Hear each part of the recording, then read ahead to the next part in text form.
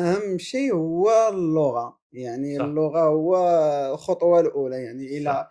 ما يمكنش تدخل في هذا المجال ديال الAusbildung وأنت ما عندكش اللغة. طيب أنت كمّلت معاهم للB1 والّا مستوى أكبر؟ أنا قريت تقريبًا الBitVi لحد الB2 يعني ممتاز. كنقولوا B2. B2 في باش المغرب. يفهموا. ب B2 اللي هي الB2 آه. تمام، وأخدت معاهم وده أنت بتخلّص من جيبك. ضروري. تقريبًا 100€ في الشهر. €100 في الشهر. 100€. كاين مراكز كتوصل حتى ل150€، كاين مراكز على حسب، على المهم حسب كل مركز. المتوسط هو 100€ في الشهر. وبتقعد كام شهر المستوى من الA1 للB2؟